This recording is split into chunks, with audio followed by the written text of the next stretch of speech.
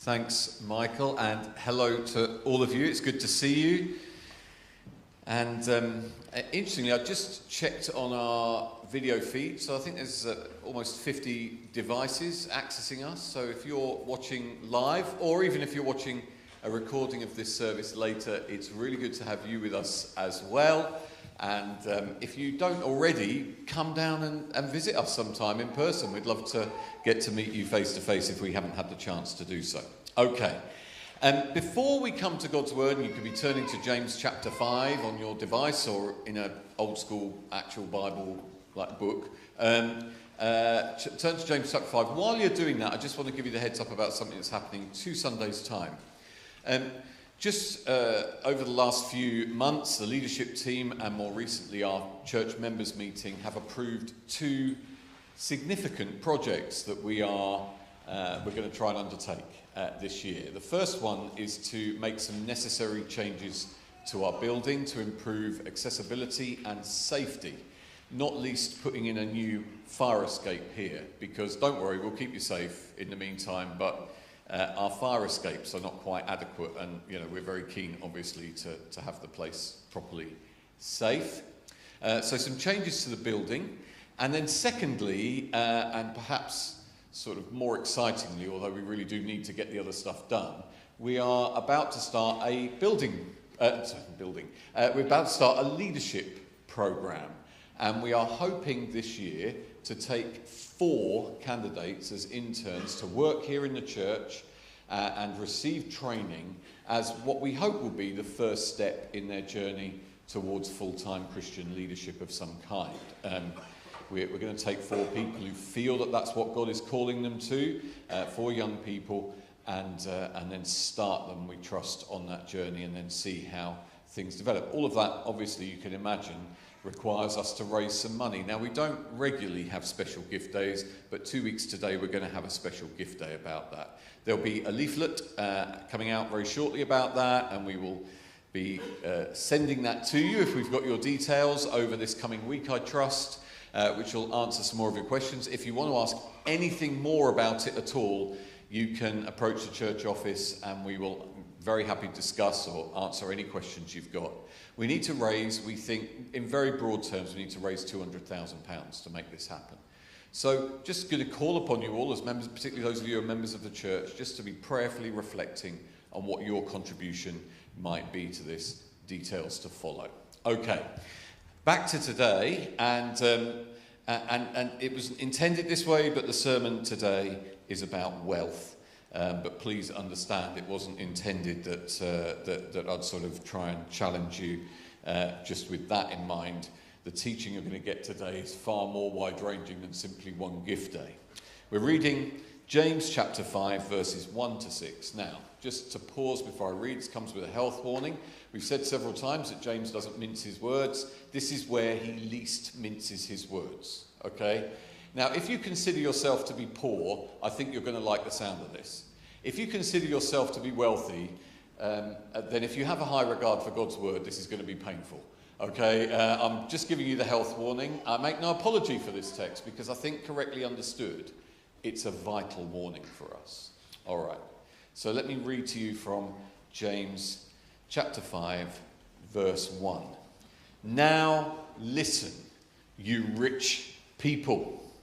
Weep and wail because of the misery that is coming on you. Your wealth has rotted, and moths have eaten your clothes. Your gold and silver are corroded.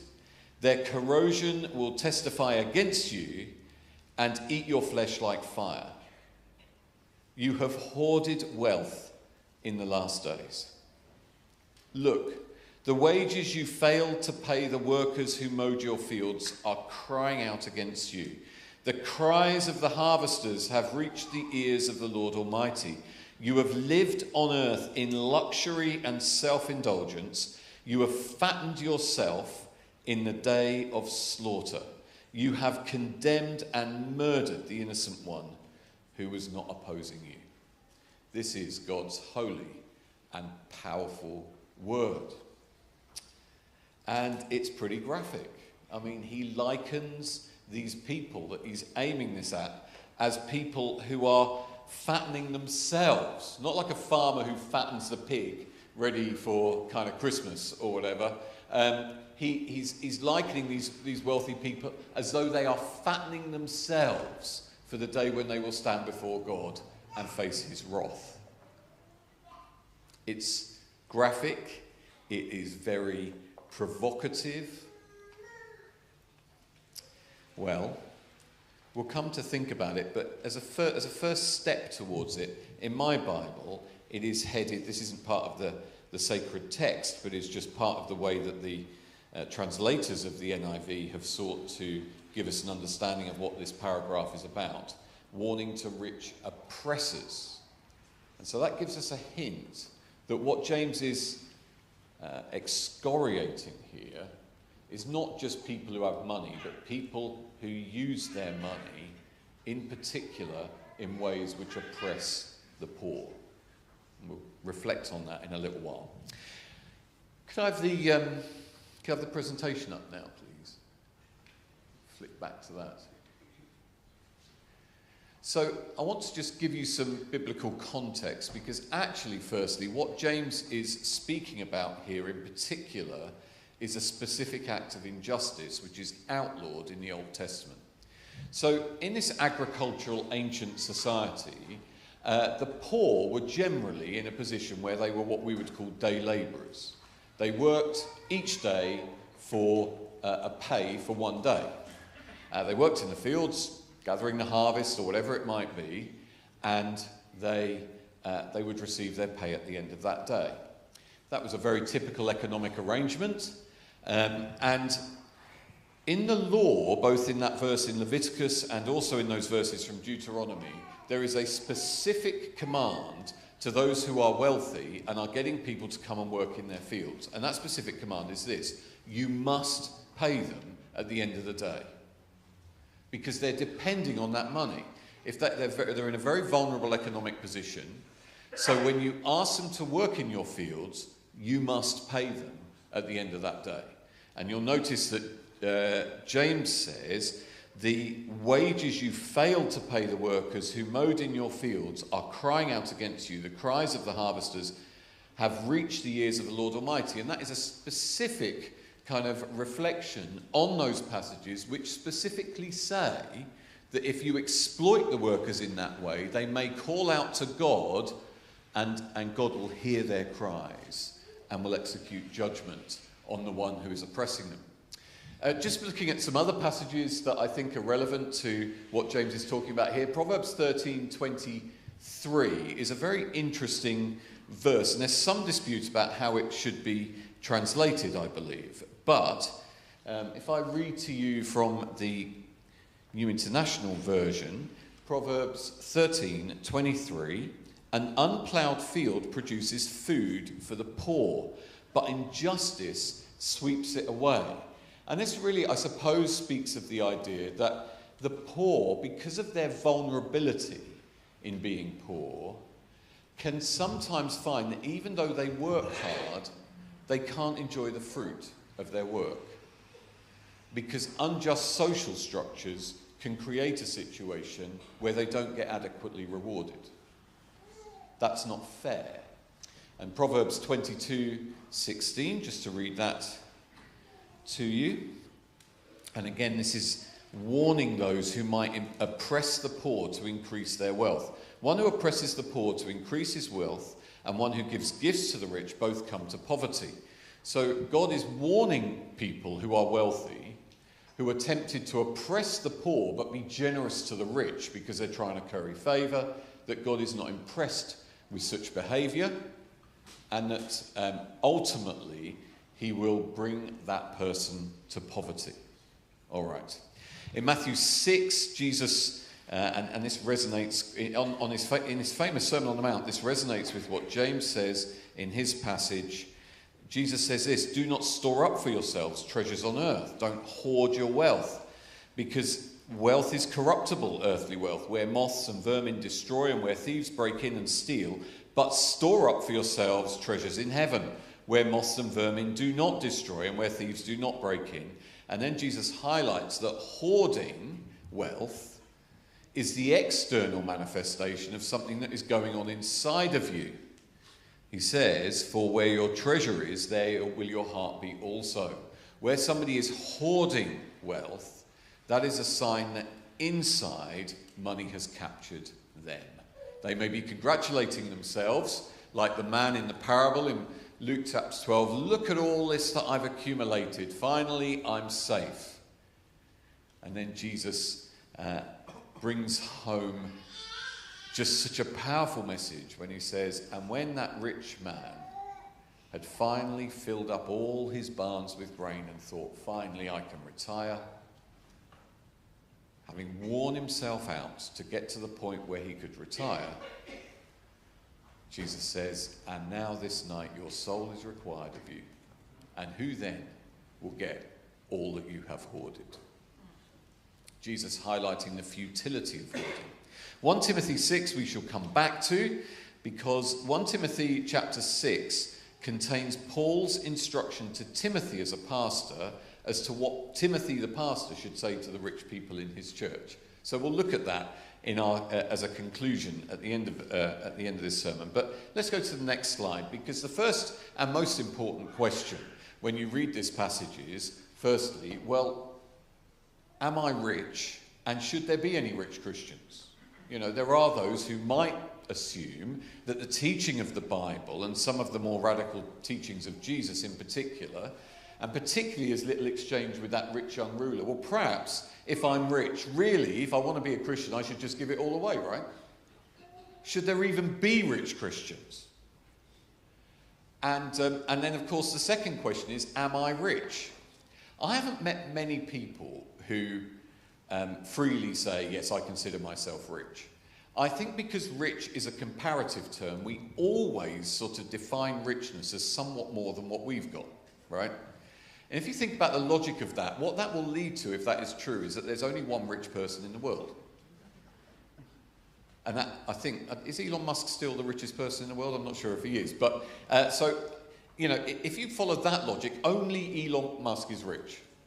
But clearly that can't quite be right. There's no objective, there's no objective criteria for what is rich. If you have this much income, you're rich. If you have this much in your bank account, you're rich. Or this much in assets, you're rich.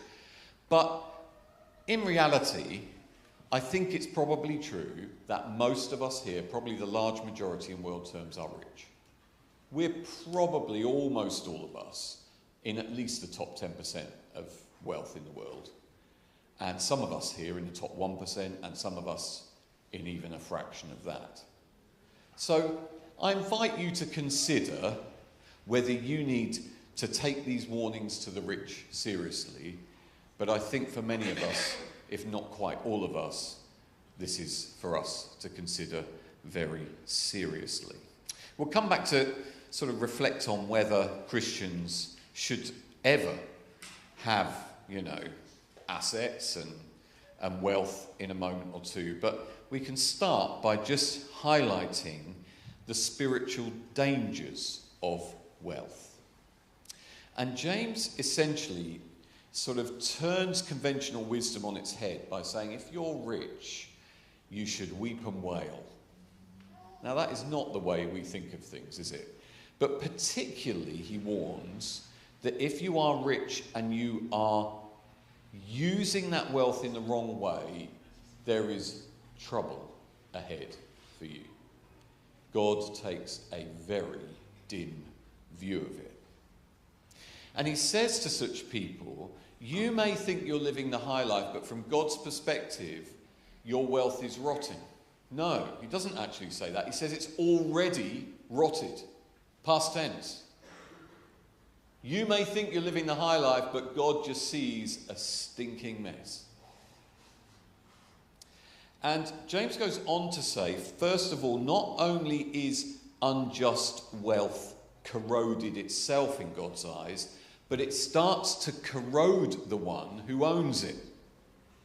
And he highlights two ways. He says, their corrosion will testify against you and eat your flesh like fire.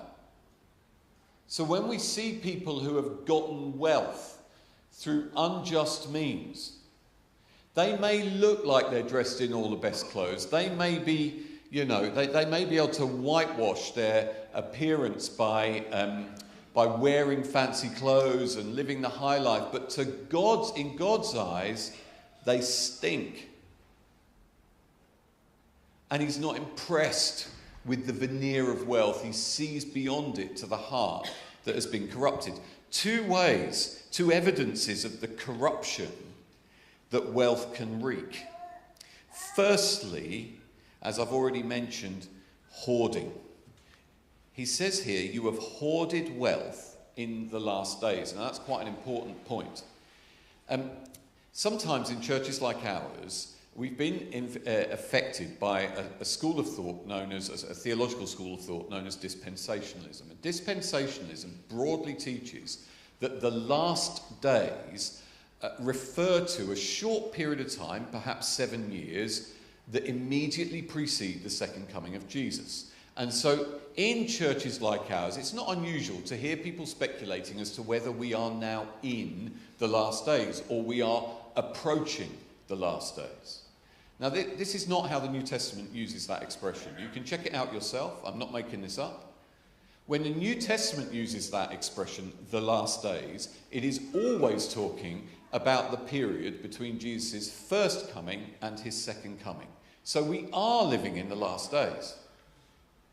When Jesus came and he died and he rose again, he inaugurated this final period of time before the new creation. So we're in the last days. And hoarding is an inappropriate activity in the last days.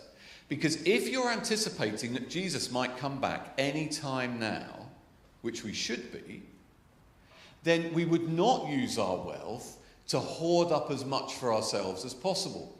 That doesn't square. We would use our resources instead, creatively, to invest in the kingdom that is coming. Why would you hoard up all your money and work your socks off just so you can have a little period of, uncertain period of rest between the conclusion of your work and when you die? And sadly, for some of us, like the rich fool, that might be a very short period of time indeed. Why not, on the contrary, as a Christian, use your money in such a way that you're investing for the countless ages that you will live with Jesus in the new creation? So hoarding money in the last days is a sign that you've got your priorities wrong, and it is a sign of corruption. As Jesus said, where your money is, there... Can I have the next slide, please, by the way? There will your heart be also. Hoarding is a sign, not that you've got lots of money, but that lots of money has got you. All right, so that's the first way that money corrupts us, through hoarding. Secondly, money corrupts our character if we are not careful. And James highlights that the injustice, that the wealthy, next slide please, have a temptation. Wealth is essentially just a form of power. It's economic power. There's all sorts of forms of power. This is one of them, economic power. And what James is highlighting here, and what the Old Testament law were warning against, is using economic power to strengthen, to consolidate that power by oppressing people less fortunate in order to strengthen your own wealth. Now I invite you just to reflect on this for a moment. Do wealthy people have a tendency, have a temptation to use their economic power to exploit others? I want to say that if we're honest, there is definitely that temptation. And it's uncomfortable to talk about. It's uncomfortable because we're all locked in social structures, economic social structures, that look quite good if you're living in Western Europe, for example, for most people. But if you're living in other parts of the world, it can look quite oppressive. So, for example, we're all familiar with and feel very uncomfortable about the fact that we know there are people all around the world working for very low wages to produce goods cheap goods for us to be able to buy. At its worst, it's not just poor people, but it can be even children. Next slide, please. Working flat out, long hours at rates of pay we would not want our children being paid, so that we can have cheap goods to buy in our shops. Now, we're locked into these unjust social structures, and it is deeply uncomfortable to think about. And it's exactly the sort of thing that James is warning about. It's a challenge for all of us. Two ways that James illustrates that wealth can corrode us.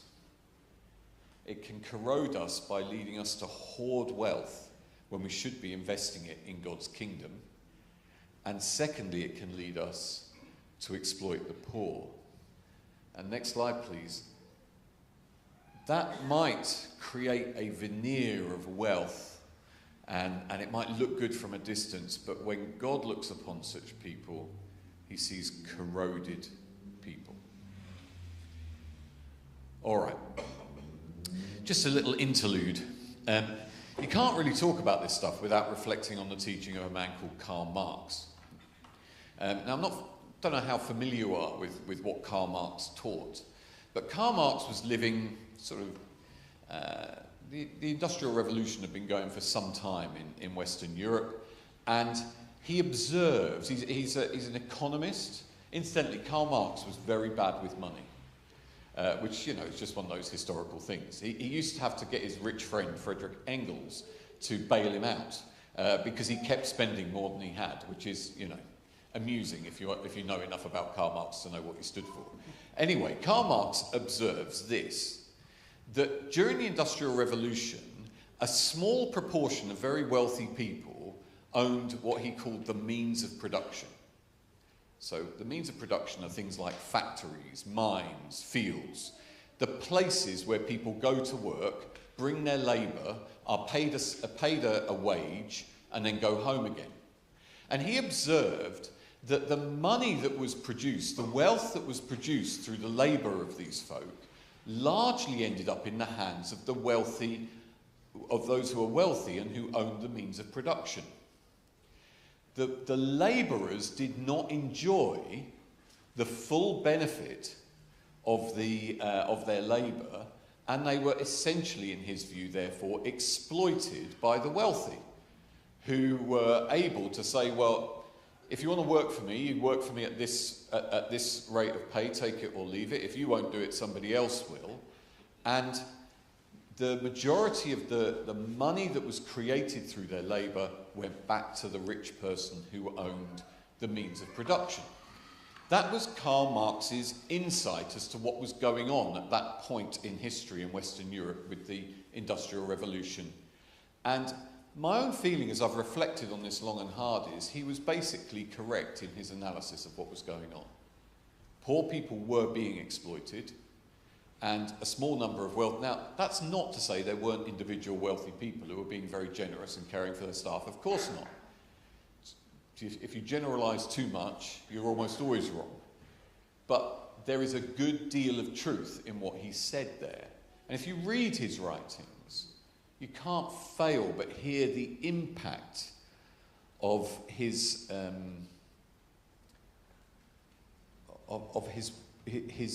assessment of what was going on and his concern for the poor.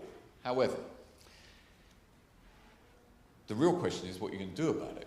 It's very easy to point out that people are sinners, but what you're going to do about that problem. And his recommendation, his prescription for what to do about it was to teach poorer people to rise up, grab control through violent revolution of the means of production, and then put it all into public ownership, and we'd enter the kingdom of God and everything would be happy. Well, not the kingdom of God because he didn't believe in God, but you know what I mean. Utopia.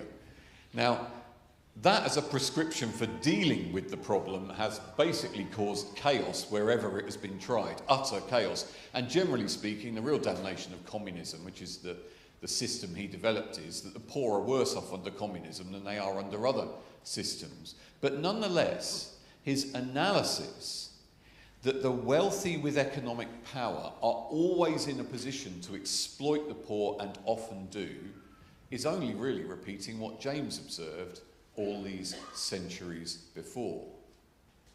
And so we, those of us who consider ourselves rich, have to be very careful. So, next slide, please. In 1 Timothy 6, Paul gives advice to this young pastor, Timothy, who's in the church at Ephesus, and presumably, because of what he writes in this final chapter of his first letter, there were some rich people in the church. And he gives advice to Timothy as to what to teach them. So that's very helpful to me, because I'm a pastor, and I want to be able to pass on good advice. So this is Paul's advice to rich people, and how they can respond correctly to the threat that they will become corroded by their money. And the first thing to say is that Paul says to Timothy, point out to these folk that if they are wealthy, they are in spiritual danger. Let me read to you specifically what he says. Paul says this: those who want to get rich fall into temptation and a trap, and into many foolish and harmful desires that plunge people into ruin and destruction. For the love of money is a root of all kinds of evil. Some people, eager for money, have wandered from the faith and pierced themselves with many griefs. Just hear that, pierced themselves with many griefs. Just having a lot of money can actually be deeply corrosive to you. The Bishop of Liverpool, back in the Victorian era, said this: the true Christian, the true disciple of Jesus Christ, should be more fearful of wealth than of poverty. I've grappled with that ever since I read it decades ago, because I believe it to be true, but it's quite hard to realise it in this culture that I'm in and with the human nature that I've got. What he is saying here is, Jesus once said, for those to whom much is given, much is expected. Knowing myself as I do, the wise course of action is not to have too much under those circumstances, because I don't trust myself to be particularly righteous with the stuff that I've got. And that really is the heart of it. The preacher Tony Campolo, some of you will know that name, he recently died. He was well known for preaching sermons that challenged wealthy Western consumerism. And he once went to preach at a church, as so the story goes, and the pastor was a bit nervous because there were quite a number of rich people in the church, and he was worried that Tony was going to offend them and that they would leave the church, and who knows, their church's budget might be somewhat smaller the following year. And so he said to Tony Campolo, apparently, bit of a red rag to a bull, said, Tony, you've just got to understand there are quite a lot of millionaires in this church, so just, dial it down. That was not a very wise thing to say to the man. So Tony Campolo, apparently, if the story is correct, stands up and says, I've been speaking to your pastor and he tells me there's quite a lot of wealthy people in this church. I want you to know he's really concerned about your spiritual welfare. But actually, it's true. Right through the Bible, certainly in the teachings of Jesus, the rich are warned about the dangers of wealth and that they'll be held accountable for how they use it.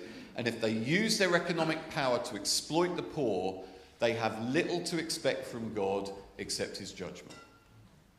Recognize the spiritual danger. Secondly, root out arrogance. Later in the chapter, 1 Timothy 6:17, command those, note command, brave pastor to command people to do anything, least of all the rich. Command those who are rich in this present world. Notice how he relativizes riches by saying it's only in this present world. Not to be arrogant. Not to be arrogant.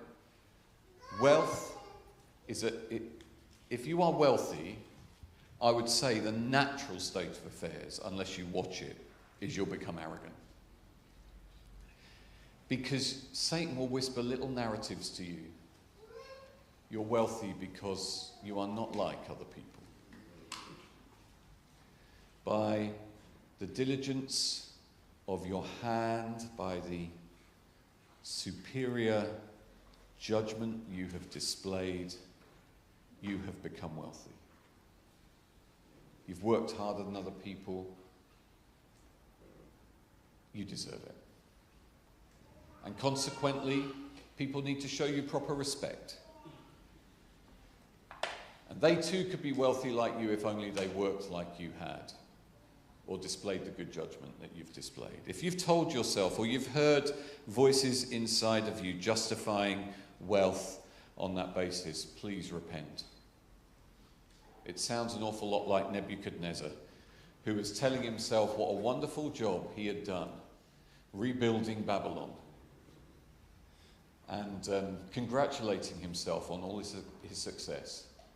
And shortly later, he was on all fours, eating and behaving like a beast of the field.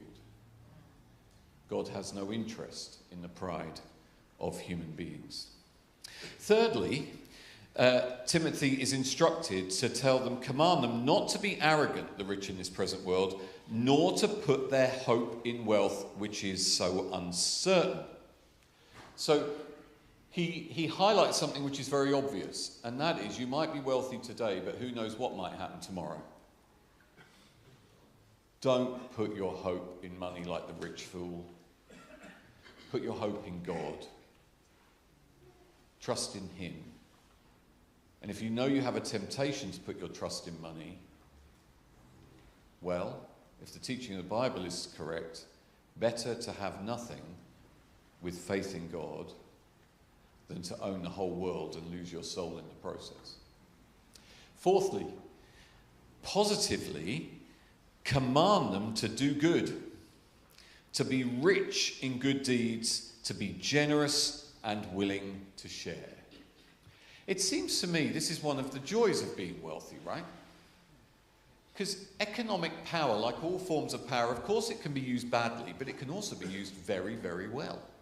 I was thinking about this after the first service, actually, so I've added this little bit in. So this is a better sermon, okay? The first lot were guinea pigs, you're getting a better sermon. Some of the most fruitful Christians in the history of Britain have been very wealthy people. William Wilberforce, for example, was a very wealthy man, came from a very wealthy family, died penniless. Because God had so seized his heart, he couldn't help himself but be generous everywhere he went. And he did one or two good deeds along the way as well. In addition to spending his whole political career in capital in trying to put an end to slavery, he also, I don't know if you know this, he founded the RSPCA, what is now the RSPCA. He loved animals and he cared for them. He was a very, very fine man. Probably would have been Prime Minister had he not decided to embark upon a lifelong campaign that proved very controversial and unpopular, at least in its early stages, to try and abolish slavery. Be generous and willing to share. If you're wealthy, with your economic power, you can do good. You can change the world for the better. You can, on the contrary, rather than oppressing the poor, you can help the poor. I don't mean going around just chucking money at problems. Very often the wealthy are wealthy because they have some skills. Actually, it's those skills that can be really beneficial. That ability to know where to invest, what's worth backing.